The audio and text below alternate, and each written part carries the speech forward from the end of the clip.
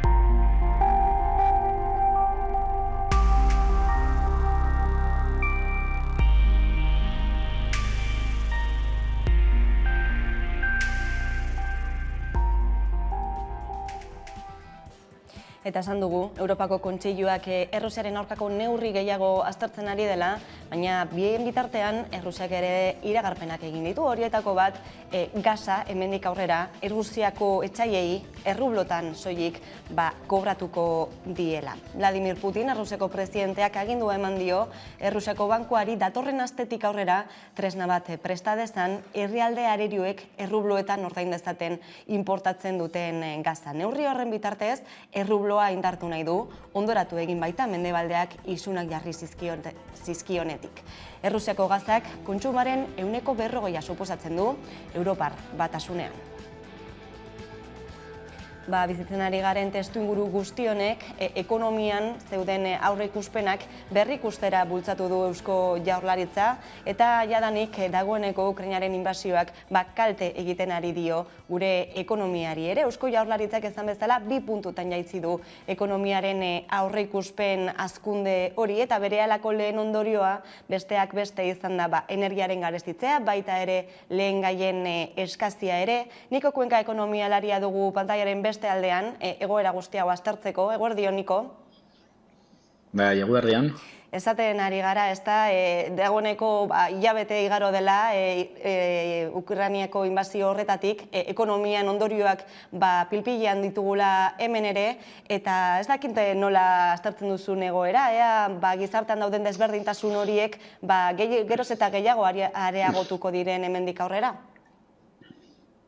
Batez ere inflazioa sari garelako, ez da? Inflazioari askotan txiroen zerga edo txiroi ezarritako zerga bezala definitzen da. Euskal Herrian historian zehar izan ditugun azkenengo krisi erreparatuta, 73ko krisi hori girora hemen Euskal Herrian berrindustrializazioarekin eta rekonbertsio industrialarekin lotu zana, hori askotan aipatzen dugu, gogoratu behar dugu krisi hortan, dola 50 urteko krisi hortan, Yom Kipurreko gerra dela eta beste petrolio krisi bat egon zen, eta inflazioa oso altua izan zen, eta honek krisi horrek ekarri zuen, desparekotasuna edo gizartarrekala, soldatarrekala izugarri handitzea eta pobrezia handitzea. Azkenengo krisian, 2008ko krisi luze hori, askotan ematen dugu krisi batetik bestera pasatzen garela, ezta? Horrek ere pobreziaren handitzea ekarri zuen, eta kasu honetan arrisku hori dago. Egia da COVID-arekin neurriak nahiko ondo onartu zirela, batez ere erte neurriak, gizarte babeserako neurriak onartu zirela, eta hor pobrezia etzela horren beste handitu. Ikusi beharko da kasu honetan zer gertatzen da, baina inflazio altua dagoenean, eta hazkunde ekonomia moteltzen denean, hor batez ere galtzaileak basua izaten da, ezta? Errentarik txikiena dauzkatenek izaten dira, eta kasu honetan arrisku hori oso argia da, eta hori ikustea baino ez dago, azken batean argindarra edo erregaiak, garraioa, deno kontsumitzen dugun produktua direlako, nahi eta nahi ez, esan nahi dut, orduan, bere etxea, temperatura egoki batean mantentzeko zailtasuna dituztenak handitu dira, adierazleek hori oso ondo islatze dute, eta bildurra hori oso agerikoa da eta erreala da beraz, galtzaileak horregatik inflazioa atxiroben zerga bezala definitzen da, eta galtzaileak zalantzabarik horiek izango dira. Bien bitartean, krisi energetiko horri aurre egiteko neurriak eztabaidatzen ari da Brusela. Hainbat neurri daude mahai gainean, baina horien artean azkenean ez da egongo argindarraren eta gazaren prezioaren bereizketa hori. Dena den hartzen diren erabakiak behin-behinekoak izango dira. Bai, oso bilera luzea espero da. Gogatu behar dugu bilera horietan erabakiak hau batez hartu behar direla. Sánchezek, Espainiako gobernuko presidenteak oso jarrera garbia eroan dau, eta gogatu behar dugu bestalde batetik Frantziako presidenteak, Emmanuel Macronek, hemetik 3-4 astera hauteskunda dituela, beraz ere interesen zaio erabaki ona edo neurri onak bere arrakasta edo bere onarpenak Frantziako gizartean onarpen hori izateko, eta gerora hauteskundeetan emaitza honak izateko, behar dau erabaki estrategiko onak ateratzea, beraz espero da oso negoziazio gogorra izatea, eta oso jarreratinkoak espero dira. Egia da, Europak plantatzen dituen neurri horiek behin-behinekoak direla, hilabete batzuetan osatu daitezke, baina azkenean, estatu ezberdinen proposamenak bilera horretara eramatea onartu dau, tartean Espainiak eramaten zuen proposena, 6-7 neurri ezberdin osartutako sorta eramaten da bilera horietara, batzuk interesgarriak dira, besteak beste argindarraren prezioari muga jartzea, hori berez Espainiak eskatzen zuen, Europak ez zuen begi honez ikusten, eta azkenan onartu behar izan dau, egia da, Europak eman duen txosten hortan neurri bakoitzaren alde onak eta txarrak aipatzen dituela, Europak hobesten ditu, Europako estatu batzuk onartu dituzten neurriek hobesten ditu, batez ere diru laguntzak emotearena, kontua da, diru laguntzak ematen baldin badira, Espainia bezalako estatu batek, segurako zorpetze altua duen estatu batek, gastu arauari, fiskalki, aurrekontuak orekatzeko orduan zailtasun gehiago dituela.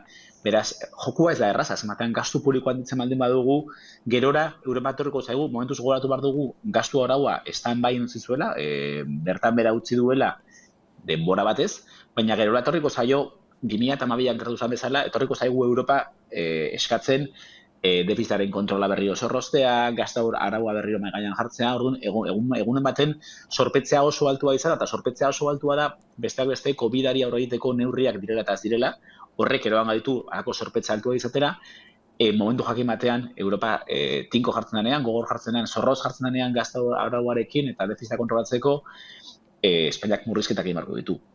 Beraz horregatik nuko zuet, Sánchezek eskatu zuela neurriak 28an onartzea, hau da, Europako gaur hasiko den kontseilu horren ostean neurriak onartzeko, segun eta kontseilu hortan zer onartzen den, zer erakitzen den, eta negoziazio oso luzea izango da, baina zuk esandakoa, neurriak bakarrik hilabete batzutarako izatea espero da. Ikusiko dugu ea zenolako erabakiak hartzen dituzten, eta aipatu dugu, ez da, dagoeneko hilabete bat igaro dela, Ukrainako gerra hori hasi zenetik, inbazioa hasi zenetik, eta dagoeneko ikusgai direla zenolako ondorioak ditugun ekonomian, baita ere aipatu duzu, aurretik zetorren zorpetze hori etxeko ekonomian izango duen edo eta izaten ari duen ondorioak. Zer espero daiteke hemendik aurrera, izan ere adituek diote luze jo dezakela gerrak? Bai, zuk lehen arestian aipatu duzu, dagoeneko Eusko Jaurlaritzak bere prebizioak aurreikuspenak lausotu dituela, 6,7tik 5,4 murriztu ditu, Espainiako gobernuak beste horren beste. Espainiako gobernuak 2022ko aurrekontuak onartu zituenean 7ko hazkundea aurreikusten zuen. Hori irreala da, dagoeneko 5koa edo 5tik azpiko hazkundea espero da, eta honek dena berrikustera erango ditu. Besteak beste, aurrekontua egiten baldin baduzu, 7ko hazkundearekin, eta gero hori baldin badaten, nunbaitetik kendu beharko duzu.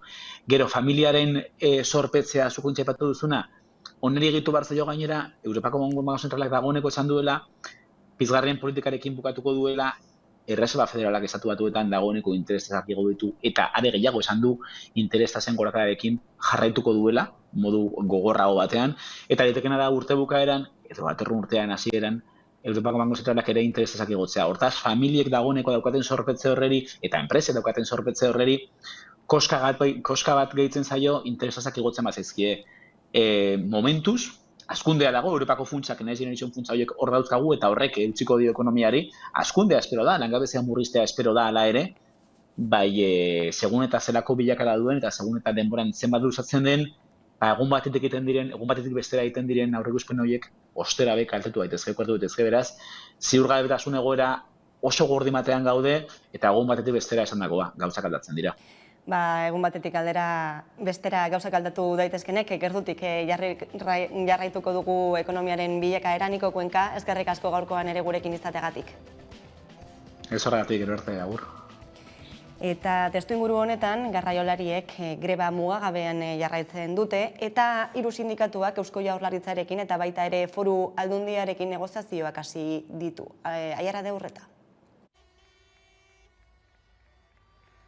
Garraio sektoreko langileek 11. greba duten honetan, gaur irukitaituta manifestazioa egin dute Bilbon. Moiuatik abiatu dira eta Eusko Jaurlaritzaren eta Confebasken egotztatik igaro dira.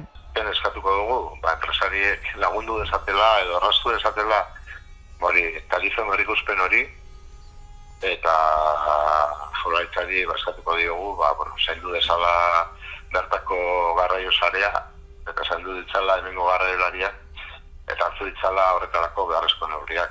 Atzo gainera, Hiruk bilera izan zuen Eusko Jaurlaritzarekin. Balorazio positiboa egiten dugu.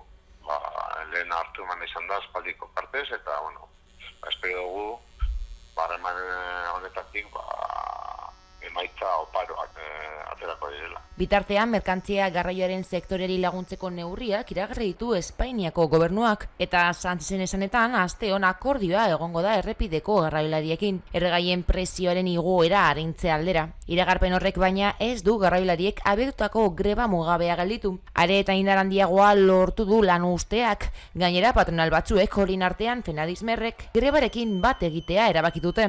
Grebara guk ere bai, Fenadismerrekin, Fenadismer, Fetransa eta Fitransa, hiruek, gaten gara elkarrekin grebara. Hala ere, Gipuzkoako garraiolarien elkartea Fuitransek oharbidez jakinarazi duenez egungo egoeran greba egitea ez da eraginkorra. Hori bai, bat dator autonomo elkarteen eskakizun gehienekin. Edonolare, Euskal Herriko garraiolarien greba edatzen ari da eta Araba, Bizkaia eta Gipuzkoako industria batzuk geldirik daude. Eta beste batzuk aldizkako geldialdiak egiten dituzte. Bada, Kafek 11 telebistari jakinarazi dionez, garraio grebaren ondorioz hornidorarik ez dutenez, ekoizpena 5 egunez gelditzea erabaki dute. Eta ArcelorMittalek 11 adierazi dionez, arazoak batez ere Gipuzkoako plantetan dituzte. Sí, tenemos muchos problemas para poder sacar el producto terminado, para expedir el producto, especialmente en Bergana, también con con bastantes problemas en Olaberria. Bestetik, Bilboko portua grebak Hego Euskal Herrian izan dituen arretegune handietako bat izan da. Azpiegiturako agintaritzaren arabera, biltegiak bere ahalegaren 40%an daude. Berreiz Transbilbaok portuko garraio konpresak adierazi duenez, portura ez dira ia kamiorik sartzen. Te aseguro que el puerto de Bilbao está parado. O sea, podrán decir los dirigentes de la autoridad portuaria que se está trabajando con normalidad, pero eso no es cierto. No se está trabajando nada. Entran 3 camiones, salen 3 camiones, cuando un día normal entran 3.000. Eta lehen sektorean ere kezka, esnearen sektoreak Nafarroan duen egoera larria zuhartarazi dute abeltzainek udane arbeo. Nafarroako abeltzainek ekintza simbolikoa egin dute Iruñeko baluarten, CaixaBank nekazaritza eta abeltzaintzari buruzko jardunaldiak egiten ari zen lekuan, esnearen sektoreak bizi duen egoera lazgarria salatzeko. Marmita batzuetan zuten esnea lurrera isuri dute beren sektoreak orainaldi konplikatua eta etorkizun zalantzagarria duela islatzeko. Oier Villanueva Ultzamako abeltzan eta EHNeko ordezkariak Nafarroko esnearen sektorea azaldu du ordaintzen dizkieten prezioak oso justuak direla eta beraz ustiategin kopuruak beherantz egiten duela urtez urte. Nola nahi ere egoera zailagoa bihurtu dela adierazi du. Pandemiaren ondoren ganadua elikatzeko erabiltzen den zerealaren prezioak nabarmen egin baitu gora. Horren eraginez nabarmendu du orain egunero dirua galtzen ari direla. Abeltzain honek zerealen prezioaren igoera inbertsio espekulatiboen ondorio dela azpimarratu du. Lehen gaien prezioak asko igo dira, horien artean behi jaten ematen dieten zereala asko handitu da, eta datorren hilerako 25%ko egoera espero da. Gauzak horrela abeltzainak dramatikotzat jo du sektorearen egoera, baina ez datorren urteari begira, datorren hilabeteari begira baizik. Egoera honen aurrean ez dute diru laguntzarik eskatu, Nafarroko esne ekoizleek euren produktuarentzako bidezko prezioa nahi dute. Aitortu dute esnearen prezio ego egin dela egoera normal batean izan behar lukeen preziora, baina salbuespenezko egoera batean izanik gehiago behar dutela aldarrikatu dute. Esnea landetako produktuak eta egineko lana balioan jarriz. Krisi egoera honen erdian badira behiak entzen ari direnak, 60 urterekin erretiro har daiteken galdetzen ari direnak edota esnetarako behiak osagarri gisa zituztenak eta orain dirua kostatzen ari zaienak. Egoerak behartuta apurka-apurka ustiategiak erortzen ari dira. Ustiategi bakoitzaren kostua oso aldakorra bada ere, Villanueva abeltzainak adierazi du litroko 55 zentimo balio beharko lukela dirurik ez galtzeko, garai batean 30 zentimo baino gehiago ordaindu denean. Salatu du supermerkatuan 69 zentimotan ordaintzen dela ustiategiko prezioa bikoiztuz. Eta gaiz aldatu behar dugu, izan ere Bart Okondon, Araban sute larria izan da eta familia bereko 3 pertsona hil dira, estilan hau? Sute larria izan da, goizeko 4:00 Okondon, atzean daukagun Marku Hartu gaineko baserri batean, familia bereko 3 pertsona hil dira, Alberto Amenabar Arabako suhiltzaileen buruak baieztatu duenez. 82 eta 85 urteko anai-arrebak ziren, elkarrekin bizi ziren eta lotan harrapatu ditu suak. Sua itzali dute, baina hostel lanetan aritu dira barrura sartu eta gorpuak erreskatatu ahal izateko. 2 hilotz atera dituztela baieztatu du Arabako suhiltzaileen buruak, baina 3. gorpuaren bila dabiltza oraindik. Ertzaintza lanetan ari da sutea zer piztu duen argitzeko. Etorri geha eta dana zuen jakizkalita, da ezin izesteko eserrez gehiago egin, ez? Itzali zua eta saiatu bilatzen 3 gorputzak. 2 agertu dire hildek eta 3. falta da, eta hori gabiz bilatzen, ia berbilatzen dugun. Eta kulturari ere tarte ireki behar diogu, izan ere zenbatetan abestu duzu, zeinen ederra izango den abesti hura gogoratuko duzu, ezta? 2020 konfinamendu garai hartan kaleratutako abesti hori berehala viral egin zena, eta nolabait itxaropen izpi bat ere irudikatu zuena, ezta? Bada, 2 urteren ondoren abesti horretatik tiraka eta espiritu berberarekin helduko da apirilaren 2an, datorren larun batean, Barakaldoko Bekera zeinen ederra izango den festivala. Eta horren guztiaren atzean dago, nola ez, Peio Reparaz, Zetak taldeko abeslaria. Pantaiaren beste aldean daukago, eguerdion, Peio? Kaixo, eguerdion.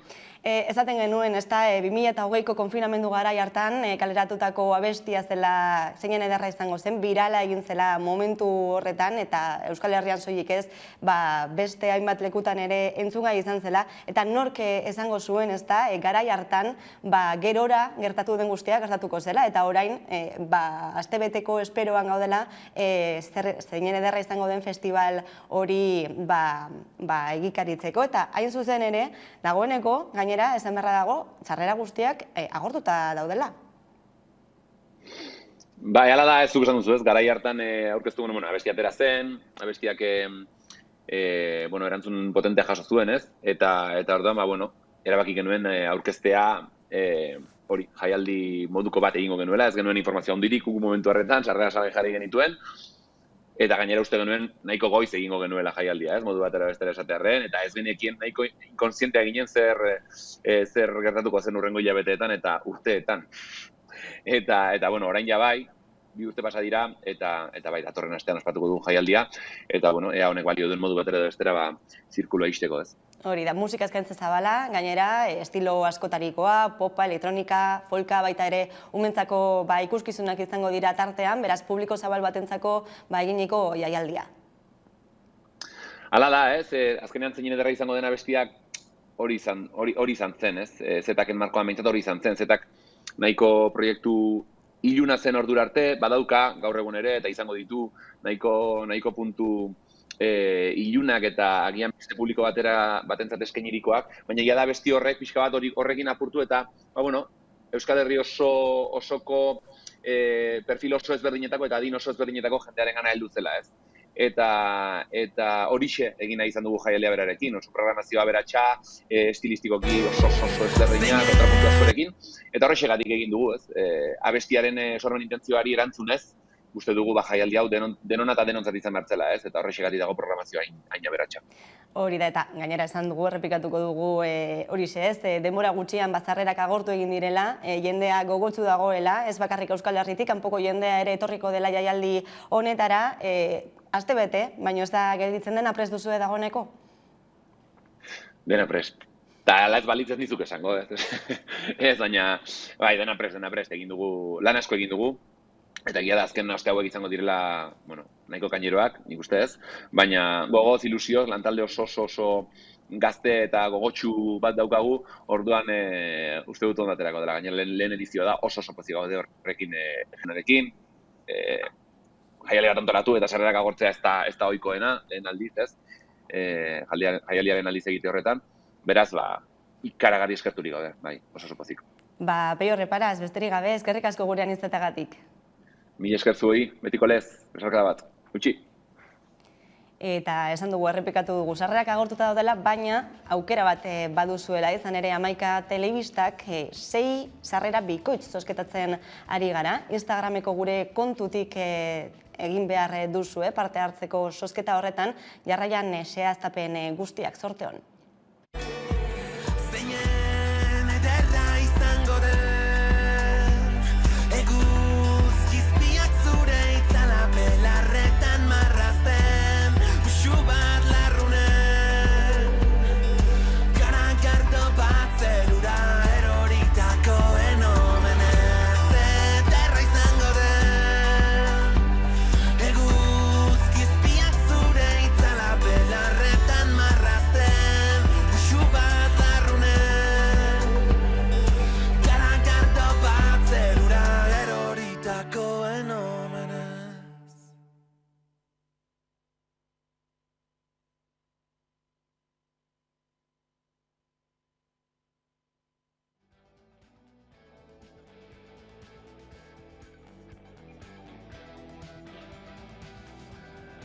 Eta korrika ere, badator 22. edizioa izan ere martxoaren 31an abiatuko da Murriotik, apirilaren 10ean amaituko da Donostian, eta bitartean Euskal Herri osoa zeharkatuko du hitzekin lelopean. 11 telebistan ere jarraipen berezia egingo dugu, izan ere egunean egun kronikak izango ditugu, kilometroen jarraipena nola ez, eta baita ere saio bereziak zuzenean, eta webgunean ere ikusteko aukera izango duzue. Badator korrika, hitzetatik ekintzetara, euskaratik eta euskaraz. Korrika badator eta azken urteetan bezala gurekin jarraitzeko aukera izango duzu. 24 orduz etengabean. Ohiko emisioan eta webgune berezian. Aurkitu, ikusi, partekatu, deskargatu zure kilometroa. korrika22.amaika.eus. Aurten ere, Korrika Amaika. Amaika. Euskaraz, gertutik eta konfiantzaz.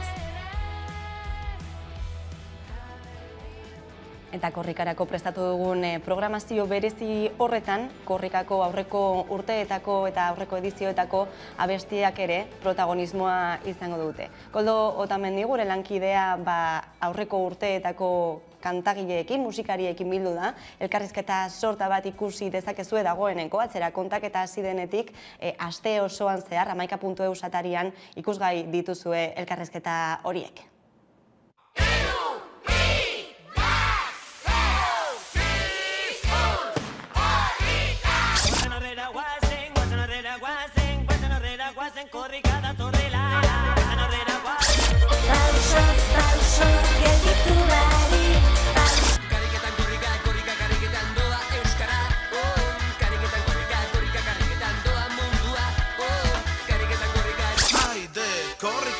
Bejon deigula. Berriro egin korrika zurekin. Korrika, korrika, korrika, korrika. Euskal Herria korrika dirula udosei. Gure ritmoran. Korrika, gure ritmoran. Korrika, bi korrika. Euskal Herri guztietan deno bai euskarari. Bat korrika, bi korrika, milaka korrikari. Euskal Herri guztietan deno bai euskarari. Eta musikarekin jarraituta badakizue, ostegunero legez, hitzordua duzuela Amaika Telebistan musika zuzenean saioarekin, Koldo Otamendiren eskutik pantaiaren bestaldean daukagu. Eguerdion, Koldo? Eguerdion, Leire. Bueno, gaurkoan non eta norekin izan zara? Gaurkoan Nafarroan izan gara, bera herri ederrean, eta Estitxu Pinatxo izango da gaurko protagonista. Estitxu Pinatxo, ibilbide luzeko musikaria, zer gehiago dakigu berari buruz, zer kontatu dezakezu? Bueno, gaztetan abiatu zuen musikabidea Estitxu Pinatxok, kantu lehiaketetan parte hartu zuen lehenik, gero ere gantaldean korista bezala ibilitakoa da, eta azken urtetan bere bakarkako bidean sakontzen hasi da, eta gaur egun dagoeneko 2 disko kreatu ditu Estitxu izenpean. Horixe bera, 2 disko dagoeneko kalean, horretako azkena isilik daude herrian, 2008 batean kaleratutakoa, zer barne biltzen du disko honek? Disko berezia da honakoa, ez dira bere kantak, moldaketak dira, 10 kantu bildu ditu eta kantu guztiak esan bezala beste artista batzuenak dira, baino bada disko hau borobiltzen duen ari bat, ez? Disko honetan topatzen diren kantu guztiak, modu batera edo bestera, zentsuraren gureiziak jasan izan dituzte, ez? Zentsuratutako kantuak dira, aspektu moral, politiko, religioso, edo gizarteak berak, politikak berak zentsuratuak, eta kantu hauek euskarara ekarri ditu Estitxuk, eta bideo horretan kantu horien moldaketak egin ditu, esan bezala euskaraz. Beraz, elkarrizketaren parte handi bat, musikak historian zehar izan duen zentsura ere hizpide izango duzue. Horixe da, azkenean zentsura musikan eta beste arlo kultural guztietan dago, hemen Euskal Herrian ere sarri pairatu izan dugu zentsura musikari dagokionean, urteak atzera frankismoan, gaur egun sasi demokrazia honetan ere Negu Gorriak, Berritxarrak edo bestelako hainbat eta hainbat talde pasa izan behar izan dute audientzian azkenaletik, esplikazioak ematera, eta bide horretan Estitxu bildu dituen kantak esan bezala zentsuraren gureizia jasan izan dute noizbait. Gaur ikusgai beraz musika zuzenean saio hori arratsaldeko 8 eta 4 eta baita ere gaueko 10 beti bezala eta bestela nahieran amaika.eus atarian. Koldo Otamendi, eskerrik asko. Ederki, bertan ikusten gara.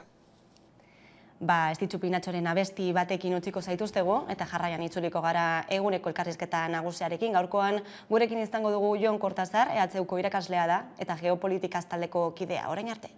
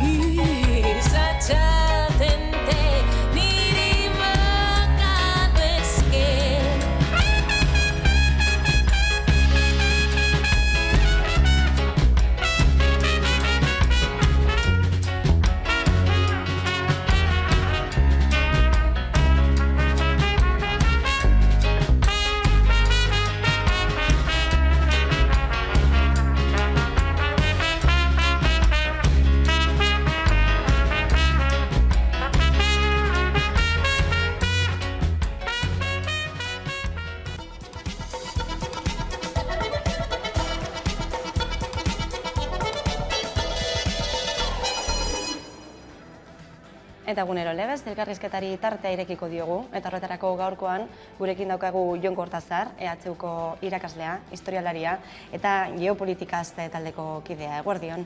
Eguerdion, bai. Gaur hain zuzen ere hilabete bate betetzen da, ezta? Ukrainako inbasioa hasi zenetik, eta gaurkoan ere, goi-bilerak egingo dituzte, Europan, Gazazpiak, NATOk, Europako Kontseiluak, zer espero behar da negoziazio hauetaz?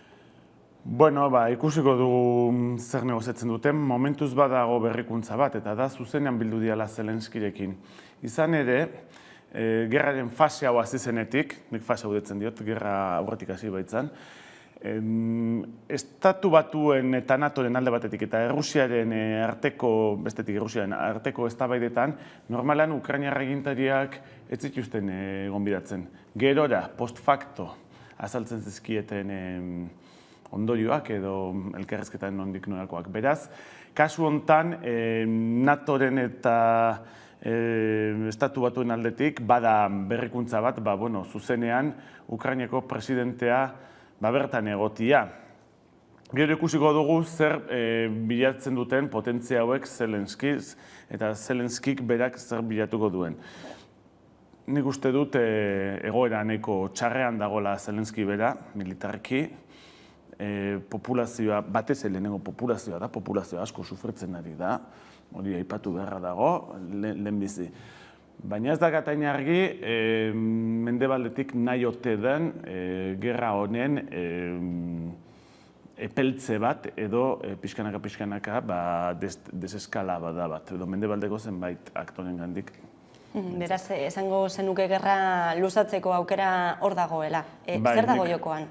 Bueno, jokoan hainbat gauza daude, segun ze aktoren gandik hitz egiten dugun. Adibidez, Ukrainiako militarrentzat eta goi politikarientzat badaukera bat, aukera gorra bada ere, nazioa egiteko, nazioa sentimentuak indartzeko gogatu dezagun Ukraina historikoki Errusiarekin oso hurbileko izan den herri bat izan dela, eta nolabait identitate mailan hor nola izan dezakegu identitate bilbatuak edo oso gurutzatua dituztela biek.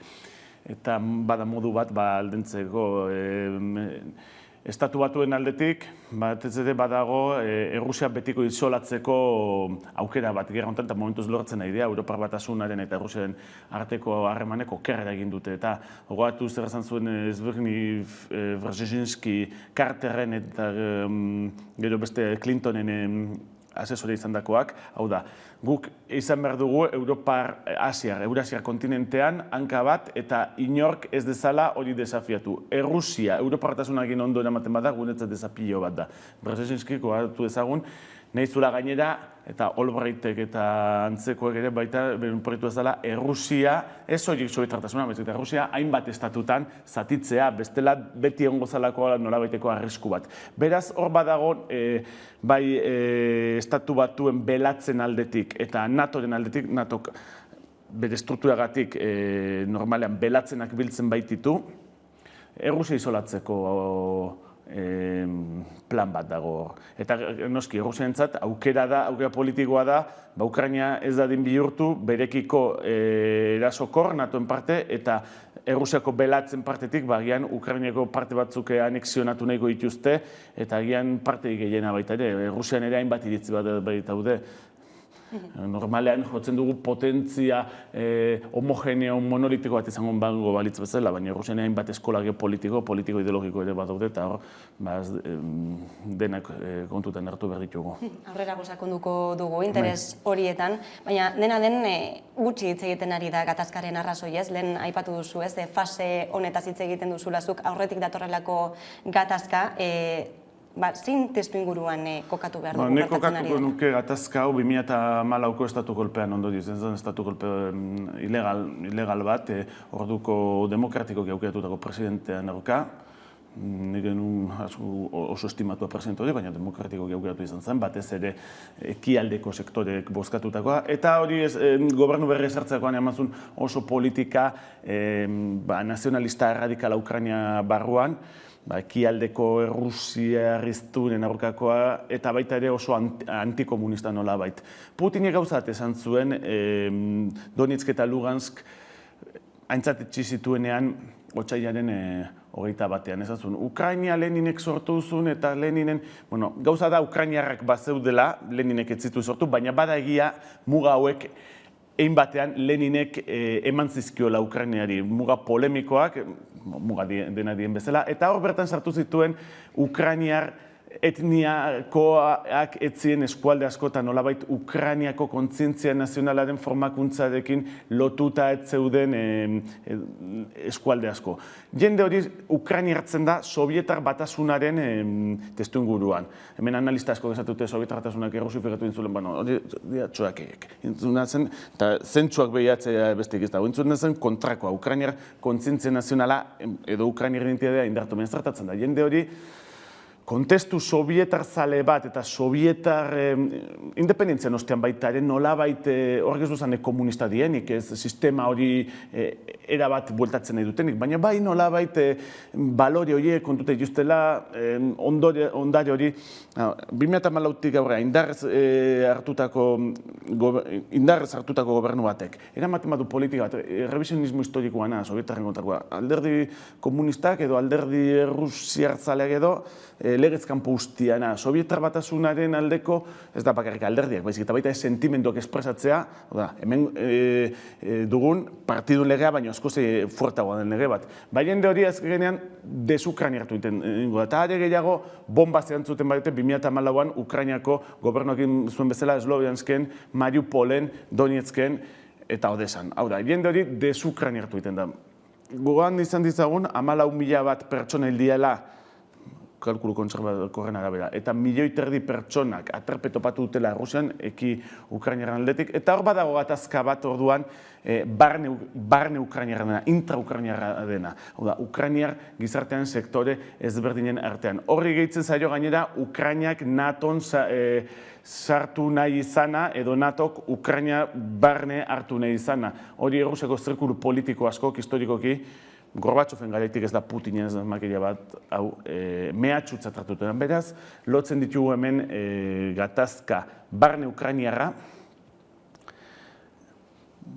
bake akordio bat, eretarako aukera bat zeukana, 2015ko otsailetik, Minskeko akordiotatik, baina parte politikoa atzanez garatu, nahi batzuk gero hitzen godu gontaz, bizirik iritsi dela 2022 eta bat egin duela gaina gatazka internazional geopolitiko batekin non bi influentzia eremuk, eragin eremuk talka egin duten. Eta duela hilabete bat, azkenean, Errusiak inbasio hori aurrera eraman zuen. Dena dene aurretik ere, aurreko hilabeteak, asteak, estatu batuen partetik batez ere, ohartarazpen hori bazegoen, mahai gainean, aurreikusi zitekeen gertatuko zena, barkatu? Zintzo izaten nahi bazu, nik enun uste. Eta hau esan beharra dago.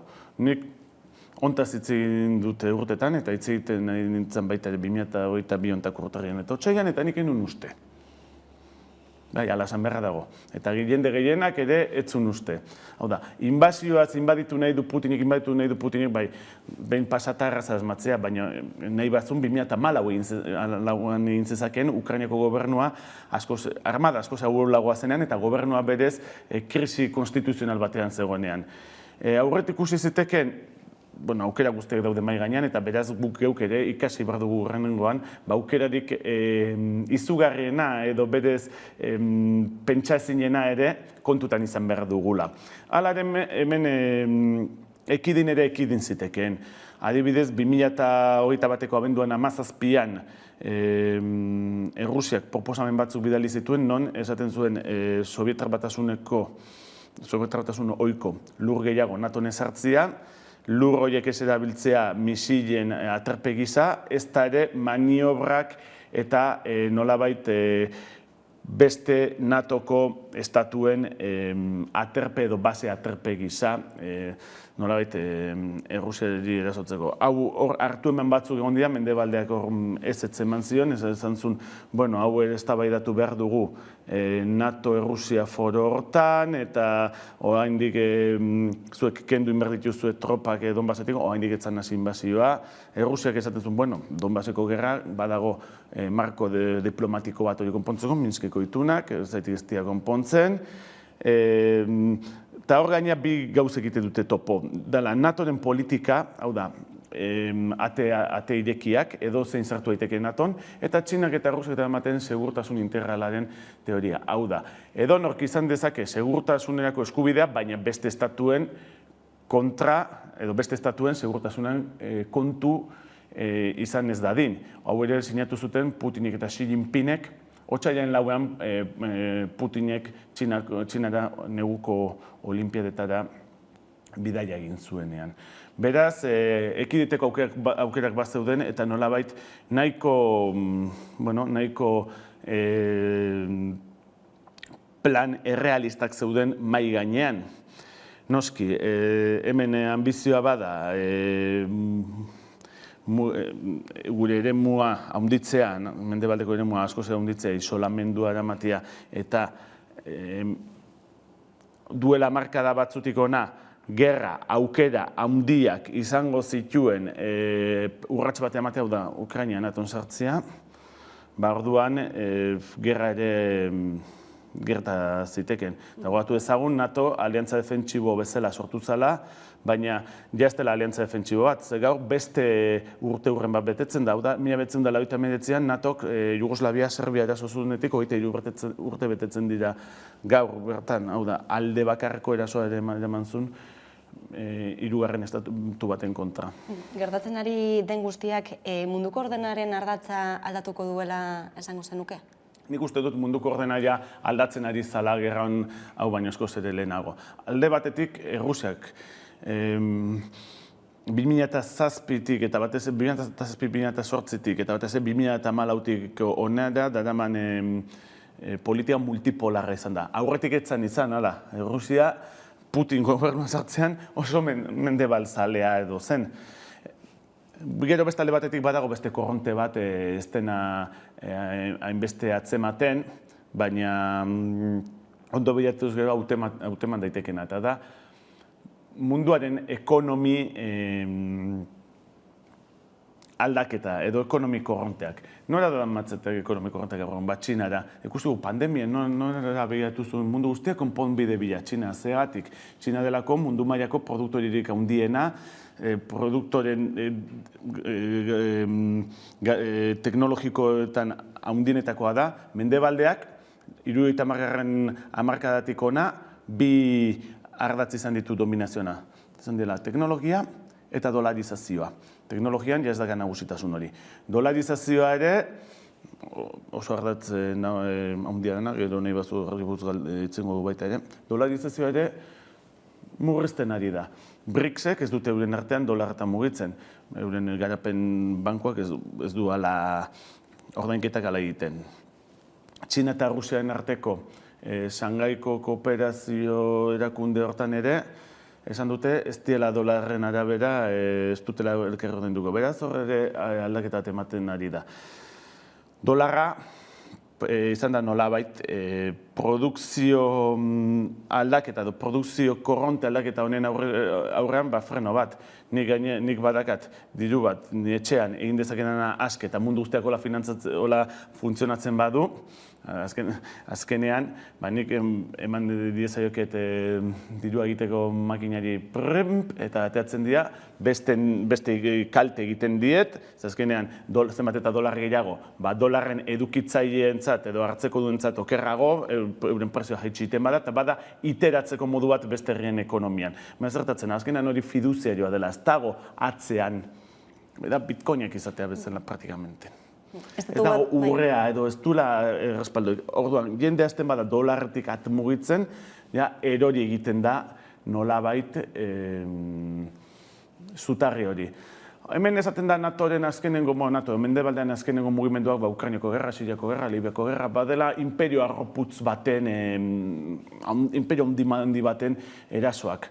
Nik ez dakitola den, edo baden kontrakoa. Hau da, itotzen ari den, itolarrian dagoen pertsonaten azkenengo saiakerak aprobetxatuz nagusitasun militarra bai badutela, ekonomi aldaketa horiek nolabait oztopatzeko. Siria erosotuko dugu, Sirian gobernu aldaketa egiten badugu, eta ez duen Txinarekin tuberia horiek egiten, erasotuko dugu Libia ez dezan Afrikan ez dolarizatze prozesu batetan ere sartzen den, Ukraina jargo dugu aldeko gobernu bat, eta gainera saiatuko gara bake akordioak, federalizazio bake akordio horiek ez daitezen eman, baina ez dakit hori baden, ni konbentzituta nago, horiek dirala mundu mailako sakoneko korronteak balastatzeko olatu artifizialak sortzea bezala. Dolarizazioa aipatu duzu, nolabaiteko estatu batuen boteraren gainbehera hori Txinaren nagusitasunaren aurrean. Txinak zein helburu du gatazka honetan, izan ere herrialde neutrala da, baina jakina da Errusiarekin dituen harremanak. Txinak esan duen lehenengo gauza izan da, berak errespetatzen duela Ukrainaren lurralde osotasuna, Krimeakoa izan zen, Krimeakoa beste asuntu bat baita, baina ez du gaitzetsi Errusiaren aldetik Donetsk eta Luganski egin zaion errekonozimendua, hori alde batetik. Gero, lehen esan duen bezala, otsailean lauean paktu bat sinatu zuen Putinekin, eta orduan esan zuen Errusiari eman behar zaizkiola bermeak Europa mailan. bermeak zeintzu dira, alde batetik, beste ondoko herrialdeak ez erabiltzea segurtasunari kalte egiteko, beraz, Errusiak Ukraina neutralaren aldeko errebindikazioarekin bat egiten du aldi batetan, eta gero beste alde batetik izan zuen. Eta gainera, bi herriok, Txinak eta Errusiak, tradizio demokratiko luzea dugunez, demokrazia popularra batzuk, eta beste, jaztakate demokrazia sovietarra, baina izan dute. Ez dugu onartuko beste herrialde batzuek esatea zer den demokrazia guri. Hau da, ez dugula onartuko beste herrialde batzuek demokratizazioa edo ideal demokratikoak erabiltzea euren interes nazionalen alde eta giza eskubideen interpretazio baten alde. Hau da, esaten nahi izena zen, kontuz koloreko iraultzekin, kontuz zuen interes nazionalak honen atzean eskutatzea egin. Hala ere, Txinarentzat nik uste dute gerra hau alde batetik pagotxa izan dela. Bai, Errusian ekonomia signifikatu egin dezakelako, oraintxe Errusiako banku handiek Mastercard eta Visak Errusiatik alde egiteko planak erakutsi dutenez, erabiltzen ari dira Txinatar ordainketa sistema bat, kreditu ordainketa sistema bat. Nazioarteko bankuen interkomunikazio sistema Swiftetik bota dituzten ez Errusiako hainbat banku, handienak ez, baina hainbat banku bai, Txinaren ordainketa edo interkomunikazio sistema indartutatea daiteke. Eta gainera beste gauzat gertatzen da. Eta da, presioa militarra oso handia izan dutena Estatu Batuek Txinaren kontra Txinako uretan, ea Txinako itsasmugako onarte dian edo ararte dian, eta horrek ere komertzioari eragiten dio, pixka eta arindu dezake guzti honek. Orduan, Txinarentzat nik uste dut, gerra hau, gerrak ez diela berri honak inorentzat, baina beste askorentzat berri asko ze txarragoa diela Txinarentzat baino. Eta bien bitartean, Europar Batasunak nolabaiteko izun diplomatikoak eta baita ere ekonomikoak ezarri dizkio Errusiani, baina nolabaiteko bumeran efektua izan dute, ikusten ari gara zen horako ondorioak ekarri dituen gure ekonomiara. Bai, ondorioko zutxarra dire, bai Errusia eta bai Ukrainian aldetik, merkatu horiek ekiloneana, ikusten dugu, gariana, ez hori bakarrik, baizik eta erregaia berez kontsumoa handitu egingo da, hain zuzen ere garraioak, airezko garraioa debekatu delako Errusiarengan eta Errusiak debekatu delako beste herrialdengan, horrek esan nahi du, airezko errutak asko zera luzeagoak izango diela eta horrek erregai kontsumoa handitu dezakela. Gero beste alde batetik ikusten dugu, baita ere, beste herrialde batzuek Errusiaren airezko konpainiai jarri diten zigorrak, baina kontuan ez da gabuna da, hegazkinak egiteko titanioa Errusian sortzen dela, baita ere kobaltoa mobilak kargatzeko. Hau da, bumeran efektua bada, baina alde batetik honek ekarri du Europaren diplomaziaren nolabaiteko galera. Askotan esaten da Europa dela erraldoi ekonomiko bat, txiki politiko bat eta nimino militar bat. Eta hori gertatzen ari da, ikusi dugu adibidez Gaza, Nord Stream gasoduktoa itxi denetik, Gaza nondik hartzen ari den. Kontutan izan behar dugu, hau lehendik ere ez bazetorrela, Algeriak egin zuen Marokorako gasoduktoa itxi, eta Europak Algeriarekin komunikatu ordez, eta Rusiarekin 2021 bat ez ari naiz. Egin zuena zen, Estatu Batuari gaz likuatua farkinen bidezko gaza erosi. Hala ere, hori Estatu Batuentzat oso berri ona da, baina Europarentzat ezen beste, izan ere gaz likuatua onak hartzea oso garestia baita. Soilik 200 itsasontzi daude, gaz likuatuak herri dezaketenak. Ezin da hainbesterako demanda hori hala bete. Europak erabaki du ez duela Errusiatik erregairik nahi. Bueno, ikusiko dugu. Hala ere, erregaien kontutan izan behar da, Errusiatik zigortu ez duten bankuen artean, Gazprom Bank dagoela. Gazprom, Errusiako gaz, petrolio eta barren konpainiaren banketxea. Orduan, Europak ere ez du nahi. Horrezan du Jokin Zaharrazazuk esan zuen berrian. Ez dutu bai, baina ito ez. Itotzen bauzu bestia, ekonomia interkonektatu honetan, zu zeu ere ito. Zintezketan, mendebaldea hori saiatzen ari da. Estatu Batuen onerako, Europan onerako, nik uste dut ezain beste, baina, bueno. Eta politikoki, zein puntutaraino dauka boterea ultraeskuinak Ukrainian, eta zein puntutaraino ere izan daiteke aukera bat Europako ultraeskuinerantko gertatzen ari den guztia? Bueno, aukera bat izan daiteke ultraeskuinak armak askotan oso gustoko ditunez, euren propaganda egiteko eta ara borrokatzea joteko ikusi dugu ontxe iparraldeko rubilari bat hil dutela Aranburu eta hiltzailetako bat Ukrainako bidean zijoala. Hori ikusi zen baita ere Jugoslaviako gerran, Kroaziak Europardiko neonaziak bildu zitula, Bosnia bildu zitula mundu erdiko mujaidinak eta Serbiak Greziatik eta Errusiatik zetozen voluntario ortodoxoak. Hori gertatu daiteke.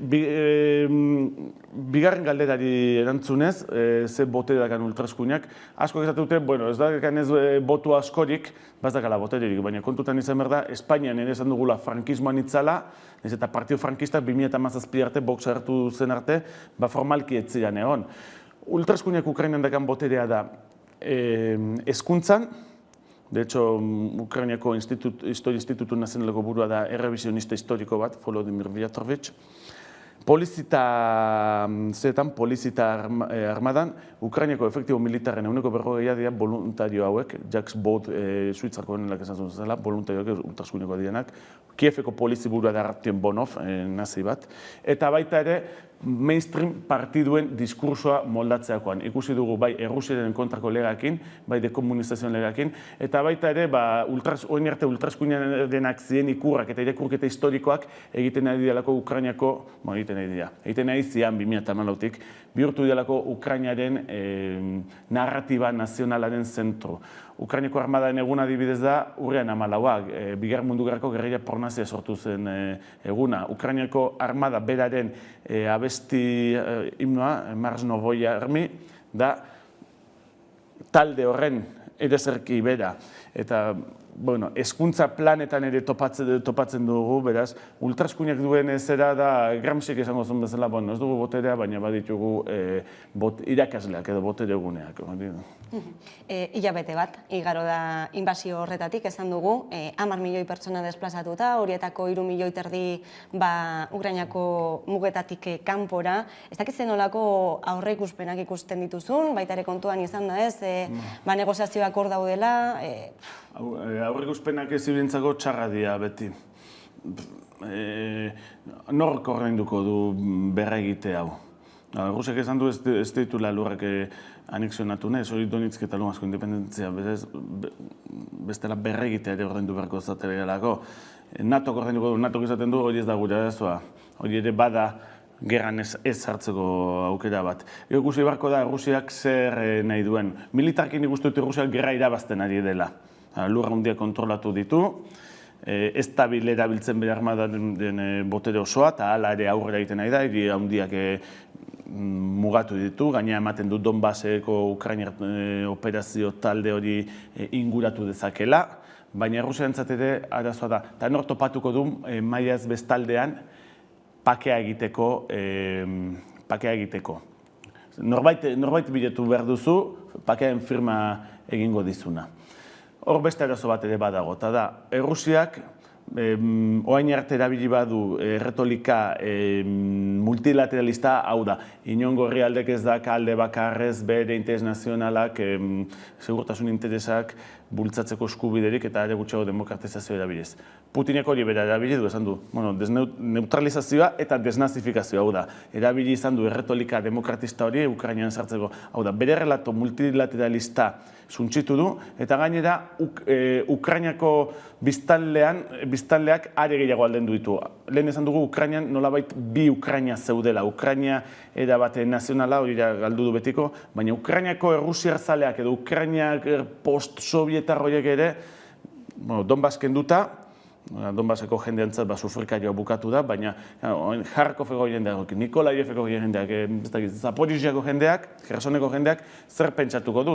Ni izan daiteke bertako errusiar eztuna eta oso errusiar zalea, baina nire etxea, ni etxetik gertu, bombak errusiarrek jaurti badituzte. Esan dugu, 2014an Ukrainiako estatu golpean ostean, gerraz erantzun zioten Donbassen kontra. Eta horrek ekarri zuen, Ukrainiako errusofonoak, Donbastarrek nagusiki, desukrainartzea, egin batetan.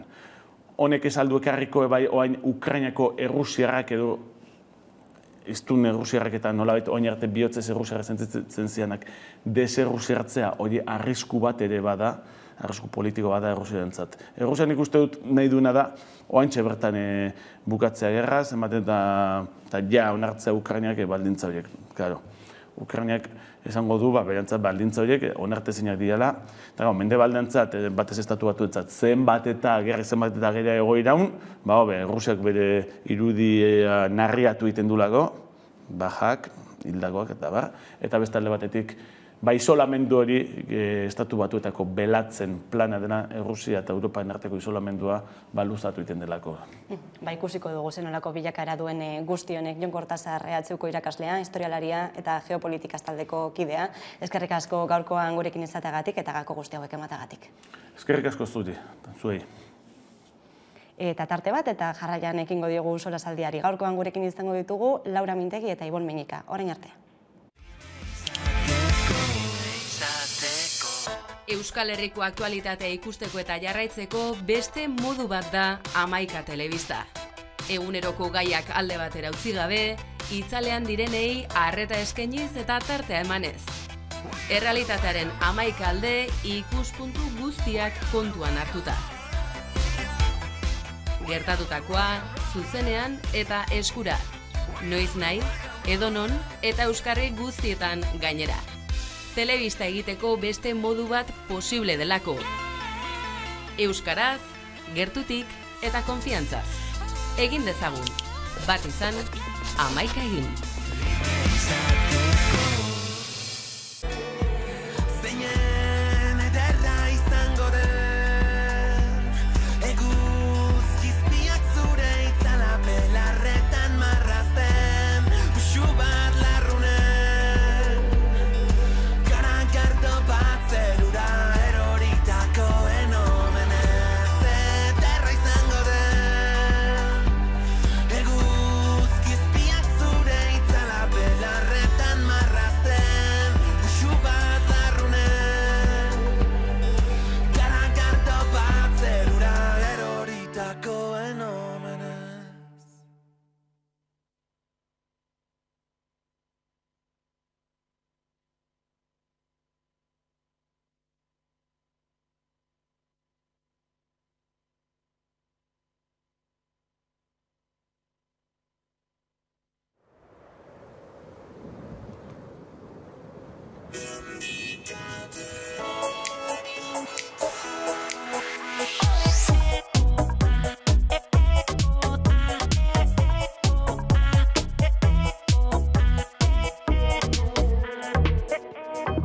Zurekin mintzo direla diote xoriek, Esan zer kanta egin dizuten. zein gertu gauden sentitzen alden amaiurren. Hori diote baikorrin ere mugalari hoiek. Mendikate honek lotuta, zure zauria nirea da, ta kantu hau biona.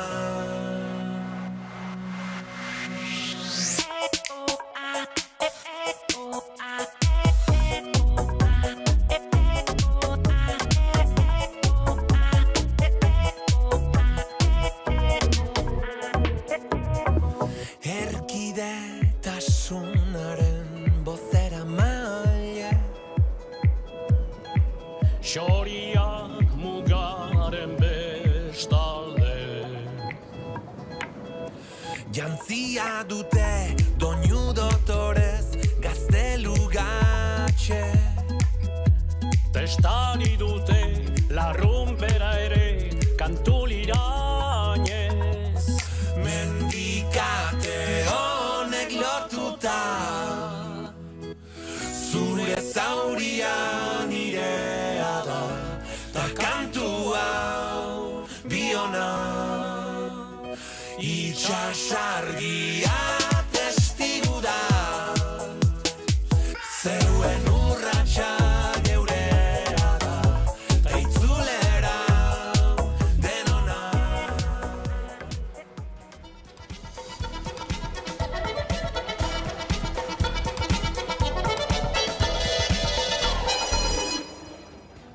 Eta egunero legez, solasaldiari ekingo diogu, eta horretarako gaurkoan gurekin ditugu alde batetik Laura Mintegi, eguerdion. Eguerdion. Eta Ibon Minik, eguerdion. Hala, nekarrik. Bueno, gaur goizean azaldatu gaituen berri batekin hasiko gara, eta horixe da, Okondon barkatu sute larri bat izan dela gaur gauean, bi gizon eta emakume bat hil direla bertan, hirurak baserrian bizi zirela, antza lotan harrapatu ditu suak, goizeko 4:00 inguru izan da. Esti Lanao lankideak du informazio gehiago, Esti, aurrera. Sute larria izan da, goizeko 4:00 Okondon, atzean daukagun Markuartu gaineko baserri batean, familia bereko 3 pertsona hil dira, Alberto Amenabar Arabako suhiltzaileen buruak baieztatu duenez. 80, 82 eta 85 urteko anai-arrebak ziren, elkarrekin bizi ziren, eta lotan harrapatu ditu suak. Sua itzali dute, baina hostel lanetan aritu dira barrura sartu eta gorpuak erreskatatu ahal izateko. 2 hilotz atera dituztela baieztatu du Arabako suhiltzaileen buruak, baina 3. gorpuaren bila dabiltza oraindik. Ertzaintza lanetan ari da sutea zer piztu duen argitzeko. Etorri geha eta dana zuen jakizkalita, da ezin izesteko eserrez gehiago egin, ez? Itzali sua eta saiatu bilatzen hiru gorputzak. 2 agertu dire hilek eta 3. falta da, eta hori gabiz bilatzen, ia berbilatzen dugun.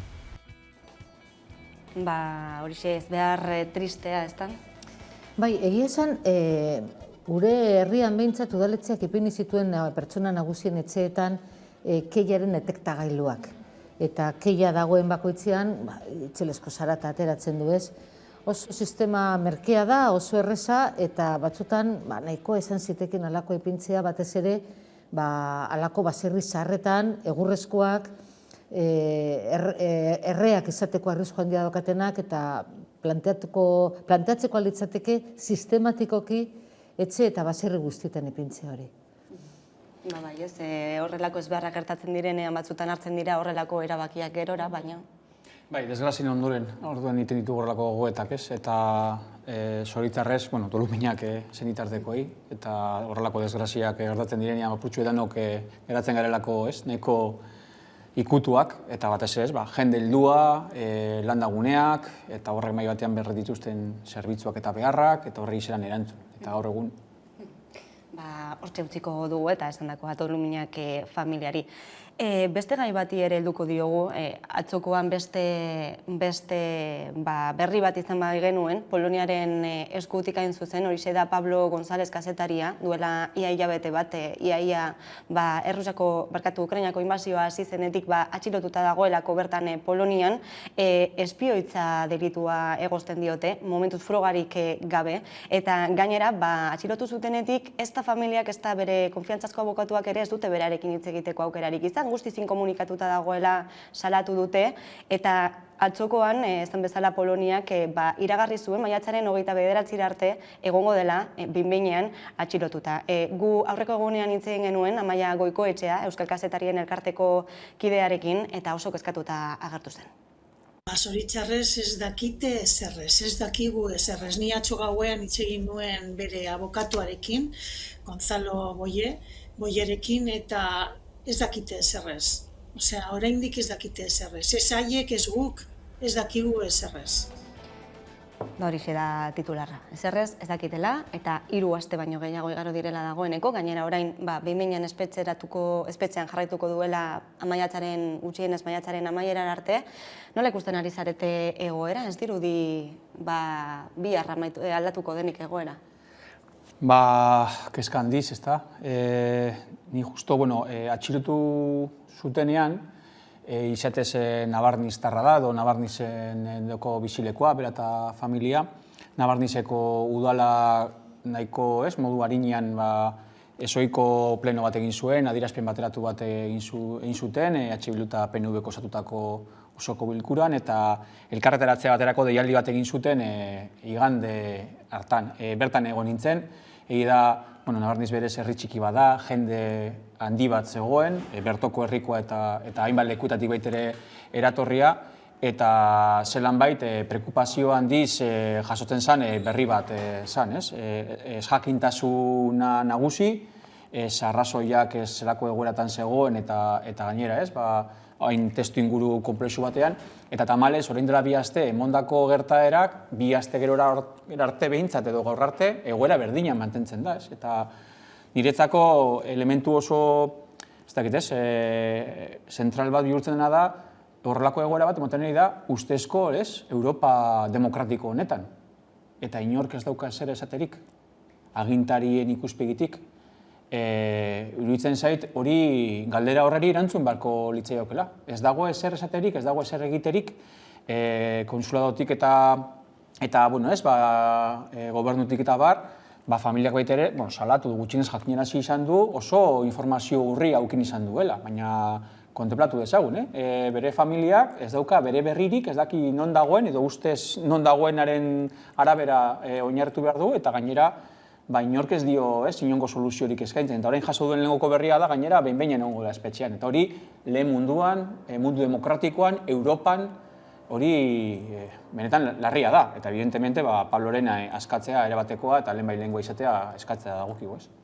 Bai, guztiz ados puntu horretan, zuzen ere, demokrazia homologarri batean gertatzen ari da hori, ez? Baina ez da bakarria hiritar baten egoera. Nik uste dut hemen dagoen elemento gehigarria dela kazetari baten egoera eta horrek nola eragiten duen informazioa azke jasotzeko eskubideari, ez bakarrik beraren eskubidea informatzeko, gainontzekoen eskubidea informazio independentea jasotzeko, ez? Hau da, ikusten ari gara nola edozein gerratan eta honetan bereziki nola ari den manipulatzen informazioa leku guztietatik, eta hain zuzen ere, kazetari horiek dira gure begiak, gure belarriak, eta modu independente batean helarazi aldezaketenak informazioa, edo behintzat beste ikuspuntu bat, partziala bada ere, baina beste bat. Eta nire ustez, adierazpen askatasunen ikuspuntutik da are larriagoa.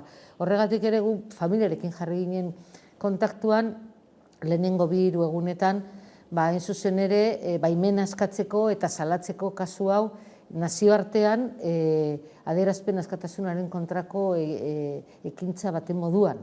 Gure ustez horrela tipifikatzen dugu, eta PEN talde guztiak jarri dira martxan ikuspuntu horretatik, ez? Hau da, informazioa klabea da edozein egoeratan, baina gerra batean, eta ikusita gainera nola ari den erabiltzen informazioa arma moduan, orduan kazetariak akatzea, atxilotzea, izilaraztea oso larria da. Eta bien bitartean, gerrak aurrera jarraitzen du. Duela hilabete bat hasi zen inbasio hori hain zuzen ere, eta gaurkoan Bruselan bilduko dira, G7, NATO, Europako Kontseilua, baita ere bertan telematikoki izango da Volodymyr Zelenski, eta bilera hauek zer emangote duten hori galdetu diogu Jon Kortazar, geopolitika adituari. Ikusiko dugu zer negoziatzen duten, momentuz badago berrikuntza bat, eta da zuzenean bildu diala Zelenskirekin. Izan ere, gerraren fase hau hasi zenetik, nik fase hau detzen diot, gerra aurretik hasi baitzan, Estatu Batuen eta NATOren alde batetik eta Errusiaren arteko, bestetik Errusiaren arteko eztabaidetan, normalan Ukrainiar agintariak ez zituzten gonbidatzen. Gerora, post facto, azaltzen zizkieten ondorioak edo elkarrezketan nondik norakoak. Beraz, kasu hontan, NATOren eta Estatu Batuen aldetik bada berrikuntza bat, zuzenean Ukrainiako presidentea bertan egotia. Horren esperoan, azten olako zer ematen duten bilera hauek, baina ez dirudi ez, epe motzean aldatuko denik egoera bentsatori diote aditu guztiek, epe luzerako aurrikusten dela gerra. Bai, holakoetan, ni neu ez naz aditua ez, eta zer hitz egiten zen inbazio hasi zanean, edo Baionek aipatu den moduan fase honetako inbazio emon zenetik, eta pentsatzen zala edo esaten zala oso denbora gutxiko izango zala, eta hainbat elementu, ez, eta nik uste dut, tentu zibil hitz egin behar da, baina apurtxu bet horrelako egoerek benetako igual eztabaidak desitxuratu edo desbiratzen dituzte. Luzerako badago edo laburrerako bada. Gerra da eta luzerako badago kaltegarria da, baina benetako gure eztabaida ez da luze edo laburra baden, baizik eta gerra hau zertarako zergaitik. Eta horrelakoak askotan igual despistatzen edo desitxuratzen dira. Desitxuratzen dira baitere, esartzen delako noraiteko marko bat, nahiko indartsua dana, eta dela, Errusiak egin duen jokabideen ondorioz, nolait ere, ze paper duen eskema guztienetan, eta ustez, Zelenski ze paper betetzen duen, eta eroi nazional baten logika edukitzeak, uler dezaket, ez dakidena da hortik aratagoko eroi bat bihurtu behar dugunik. Eta uste dute komunikabidatik, eta horrela, lehen hitz egindakoen ikuspegitik asko jasotzen dela idei hori. Eta tartean dauden bestelako eztabaida korapilatsuak, eta seguramente analista geopolitikuek bestelako ikuskera askoz ere zorrotzago bat okin dezaketenekiko, informazio gutxi daukagu, bertan daudenekiko baitere gainera mututu edo egiten dituztenak, eta gero maila batean eztabaida horietan gu agente pasiboa gara, baina partaide bihurtzen gaituzte. Eta nik oraindik nire jakintasunetik aitortzen dut, baina oraindik orain ez dakit bere momentuan 2015ean Minskeko akordiak emon ziren eta zapustearen arrazoia eta zergaitik horren arabera, zer egin daiteken edo zer berreskuratu daiteken horren konturako eztabaidarekiko ez dakit zergaitik ez da hori mahai gainean jartzen. Diskurso oso belicista, oso militarista, oso nuklearrista egiten da, eta ez dakit zergaitik ez dago den eztabaida bat egiten de arma nuklearrak mundu honetan ze akordio deitun egon barko liratezkeen hoien deusestea gauzatzeko, eta horren inguruan ez dugu hitz egiten, baina hitz egiten da asko nik ere ditut arma nuklearrak, kontuz nik ere ditzaket, eta harinkeri itzel bategaz. Buru jabetasuna, norberak bere erabaki, inkluso kanpo politika bat zen horabitan jar daiteken araberako eskumenen faltak dituen kalteak nik uste oso nabariak dira, Ukrainaena, baina beste inontzeko guztiekena, ze de facto gu, niztar NATO-ri ez esan, NATO-ren politikaren arabera txertatuak gaudelako, interes imperialista horiek sortazte dituzen ondorioak norko ordaintzen dituen, kapitalismoren adierazleik nabarina da, gerra zapaltzailea da, eta zapalduok pairatzen dugu, eta nagusiki zapaldu sektore batzuek, langileak, emakumeak, exodora bultatu direzenak, herritarrak. Eta horren inguruko gogoetak, apurue bigarren plano baten garatzen dira, eta gehiago hartzen dugu, ez dakit, ez gaur Unai Turriagaren bineta ikusi dute garan, telebistaren bitartezko gerraz hitz egiten, pelikula balira zala, eta horrek badauka preokupazio puntu nahiko nabari bat. Bai, abia puntu hori da, ez garela dituak, hau da, guk hitz egiten dugu pizkat, hiritar arrunt moduan, eta entzuten eta ikusten dugunetik daukagun pertzepzioa, eta nola ikusten dugun, eta lehenengo puntua da, mesfidantza ikaragarria jasotzen dugun informazioarekiko. Edo nondik datorrela ere. Hau da, kuarentenan ipintzea informazio hori oso zaila dalako arruntontzat kontrastatzea. Ezin dugu kontrastatu. Eta gero, gauza batzuk entzun da, bai pizten da piloto gorria, hau da, are gutxiago sinisten duzu oraindik ere, batez ere hitz egiten denean, lortu dutela Errusia gelditzea, galtzen ari dela, astebetean inbaditu nizuela Ukraina eta ez duela lortu, txarto ateratzen ari zaiola, eta nik uste dut ez dugula ulertzen batzuen eta besteen mentalitatea. Eta ni seguro nago beste tempus bat daukatela, eta seguro nago bati baino gehiagori interesatzen zaiola luzatzea. Bai Errusiari berari, hau da, badoka potentzia nahikoa, nahi duen moduan kudeatzeko tempusa, baina baita ere estatu batuei.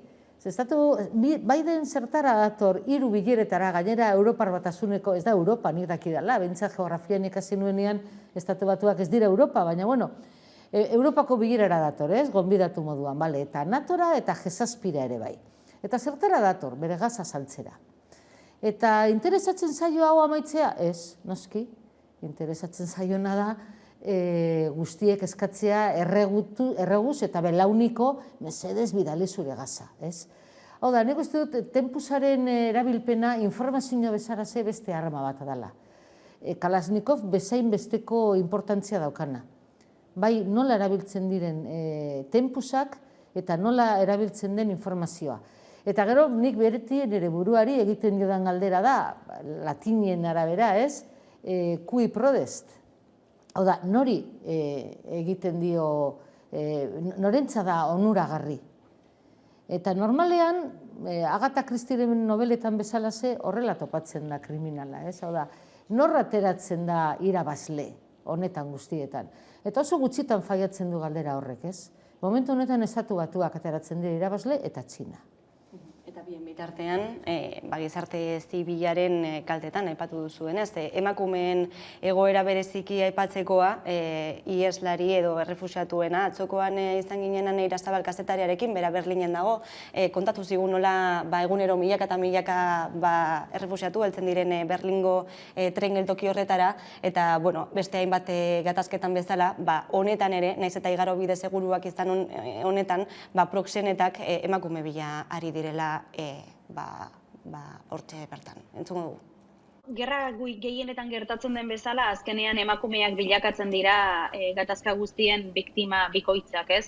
Eta kasu honetan ere ikusten ari garena da, ez bakarrik Berlinen, baita Polonian eta Mugaldeko herrialde askotan da, proxenetak errefuxiatuen ahultasun egoeraz probetxu hartzen saiatzen direla, eta nolabait Berlingo tren geltokian, baina baita Polonian ere, emakumeengana hurbiltzen dira, batez ere bakarrik bidaiatzen duten emakumeengana, nolabait emakumeen salerosketa sareetan sartzen dituzte.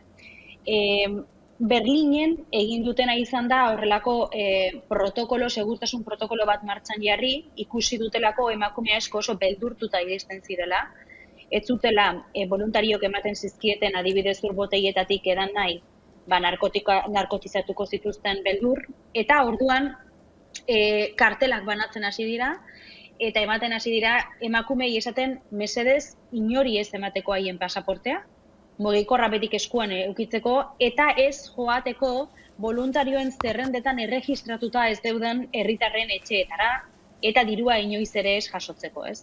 Ikusten ari garelako, edo Alemaniako poliziak ikusi duelako badaudela dagoeneko sareetan, iragarkiak non gizonek emakume ukrainarrak eskatzen dituzten eta proxenetek emakume ukrainarrak proposatu prostituziorako. Orduan, hau ez da zerbait berria, gerra askotan gertatu da, baina izugarria da ikustea nola kasu honetan ere emakume ukrainarrak bilakatzen ari diren biktima bikoitzak, ez? Eta gero kontuan izan behar da horietako asko adin txikikoak direla eta helduen laguntzarik gabe bidaiatzen dutela. Horixe egoera, besteak beste Ukrainako gerrak azaleratu duena, berriro. Nik lehenko gunean txio batean esaten nuen faltan hartzen nuela Angela Merkel, arrazoi asko batik, ez?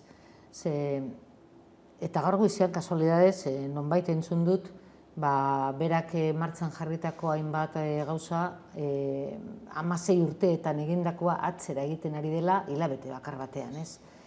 Hau da, alde batetik, berdintasun kontuetan, orain ikusten dugu, zuke edozin diskurtso aurrera zale euki aldozu familia eta zaintzari buruz, baina zenper orduan ikusten dugu emakumeak ateratzen direla aurrekin eta gizonezkoak behartuta daudela gerra egiteko, ez? Hau da, jauzi indira hilabete batean 40 urteko diskurtsoak berdintasunen inguruan eta zaintzaren inguruan. Hilabete batean. Hilabete batean jauzi da, bai inkluso berdez alderdiaren aldetik, transizio ekologikorako egon diren aurrera pausoak Alemanian bertan eta orain dana doa berriro hidrokarburoetara, ez? Jauzi da diskurtsoa Alemaniak aspaldidanik erabakita zeukan armarik ez pasatzea inongo estaturi eta orain armak bidaltzen ditu. Hau da, bai gerra honekin eta bai kamioilaren grebarekin eta daukadan lehenengo sensazioa da vulnerabilitatea, ez? Ze vulnerable den sistema osoa eta ze interkonektatuta dagoen guztia. Hau da, ze errez eta pandemiarekin ere ikasi genuen hori, ez? Osea, nola aldatu daiteken mundua denbora laburrean eta errotik. Eta zenbat kostatzen den aurrera pausoak ematea gizarte berdinzaleagoa eta justuagoa egiten, eta ze labur eta ze harin jauzi egiteken hori guztia lurrera, ez? Bai, gizonen gerrak eta emakumean gorputza lehenengoko lurralde okupatuan nahi izatea, ez? Eta hori gertatzen da gerra eta kontestu guztietan lehen informazioa eta egia hitz egiten genuen bezala, eta gainera nahiko modu grafiko batean ikusten ari da, Laura jarri dituen adibidei jarraituz. Nik aipamentxo bat ingureko neuke bai, pozgarria da, lehen justo hitz egin dugunaren ildotik, Ane Irasabal edo Mikel Egistaran bat, euskeraz informatzea zuzenean, bera bai egondakoa da, eta jasotzea baitere gu noraiteko informazio zorrotz bat benetan ulertzeko baitere gertatzen ari danaz, eta horrelako adibideak baitere lenguari lotuz pozgarria direla. Parentesi hau esan da, egia da lenguari lotuz,